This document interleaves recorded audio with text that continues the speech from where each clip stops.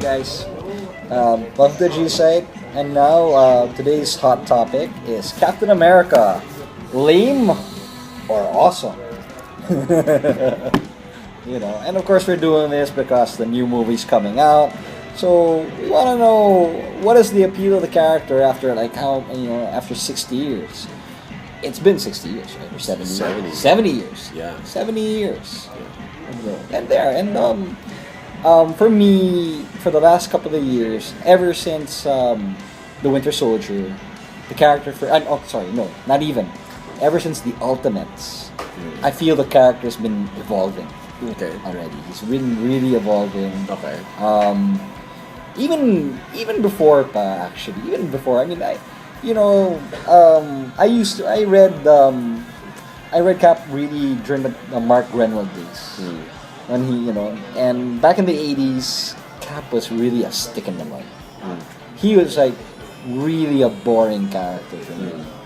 But they did do things to shake things up. They did a lot. The Mark Grenwald decided to replace Cap with this other character. I forgot his name, but Super Patriot was this other character. He was this right-wing patriot and all that, and the government tried to persuade Cap to become to work for the government full time. Yeah. That's when Steve Rogers said, "Forget it, I'm not going to be some government stooge." So this new guy came in, and it was okay. It was interesting. I was all right, okay, new Cap, big deal. But when this guy went through he went insane, Right. and that's where it got exciting. Okay. That's when this guy, he's a really bloodthirsty Cap. He killed a lot of people. He really almost nearly ruined the Captain America image. Right. And that's what made it interesting at the time. That's what drew me in for a while. Okay. And then after that, the character got boring again. Steve Rogers became the character, became Cap again, and it was like he went through some really lame ass storylines. Like he became a kid again, and he became Cap Wolf. They did some, and then they put him in Cap armor. That was awful. And and I can see why you would think he's lame. Yeah, he's just. Okay. Earlier today, JV asked me, "Remember any Cap storylines that you like?" And I'm like, "Okay, I go with the Ultimates because with Millar and Hitch, that was awesome." Right. And you said specifically anything that's not Winter Soldier. Yeah. Okay, so we go with the Ultimates. Then I end up going to Truth, Red, White, and Black by Cal Baker. Okay. Cal Baker's run, which showed a proto Cap, which was Isaiah Bradley. Right. The black Cap. Basically, they said that back before they gave the Super Soldier serum to Captain America, they tested them on African Americans, including Isaiah Bradley. Yeah. So that's pretty good. I have it at home. It's a very good book. And aside from those, I really have a difficult time thinking of any good Captain America storyline. Okay. If I go back even further, the one I remember is parts of Red Skull in this gold armor with the cosmic cube, which we read back when I was in grade school. Okay. Jack Kirby art. Oh wow. Aside from that, there's really been nothing compelling for me about the character. He's just been plain white bread. I like the part where he wasn't Captain America when he was the captain. Yeah. But that was incidental only to the Armor Wars, which is an Iron Man story. Okay, yeah. Because he got into conflict with his supposed best friend because Tony Stark betrayed him. Right. Which would be revisited years later in Civil War, Yeah. where again they're on opposite sides. Yeah. And it took Steve Rogers getting killed, and it took Bucky taking over as Cap for the character to be interesting again. And the whole introduction of the Winter Soldier was big because it made me want to read Cap again. Because otherwise, if it's just him, it's just no.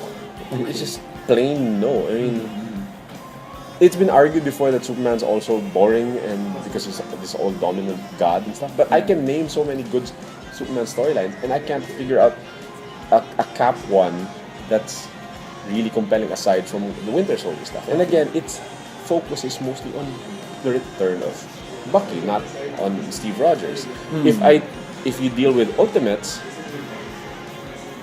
that's probably it. And it had to be from a bit of an alternate universe, and putting him in a team concept, in a team book, for him to be compelling. Yeah, actually, I do think that Cap works better in teams. Absolutely. Yeah, he works in the Avengers. Yeah. You know, when he's like really, commanding everyone, that's where you can see his strengths. Yeah. You know, when he takes charge, and you can see his strengths there. Yeah. But I do recall that there are moments where Cap was, as Steve Rogers, has his moments. Okay. For example, in Infinity Gauntlet, Okay. when Thanos tears down pretty much every superhero, Cap's the last guy standing. Yeah. And even though he has no chance of defeating Thanos at all, he's standing up to it. Right. I thought that was a great moment for Cap. Okay. There's that.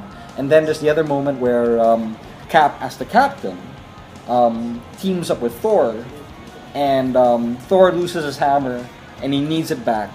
And then Cap is like, all these enemies pile up on Cap, and he's trying to grab the hammer of Thor, and he breaks through, and it turns out Cap is worthy of the hammer. Okay. I thought that was pretty cool. Right. That's when we're talking old school Steve Rogers. Right. Like I said before, the one with the only thing interesting about Cap in that series where he was taken over when he became the captain was like the bad Cap, the psycho Cap. Yeah. It was just a dark reflection of Steve Rogers. But for me, the quintessential Steve Rogers Captain America for me is the first run by Mark Waid and Ron Garney. Okay. And it's like nine issues long. Okay. It's right before Heroes Were Born. But the Cap here is like he's always the way that Mark Waid made him was like he's always the cavalry. Okay. He's always the guy at the last minute to save the day. So in each issue, there's always this cliffhanger moment, and in the next page, it's like Cap swooping in, and it's Right. like he's a take no shit type of guy. Right. That for me is like wow, that's Steve Rogers. It's like he just he's like man of action. Right. And it's really a defining story for him. Okay. It's got everything. It's the return of Agent 13, Red Skull's there, Yeah.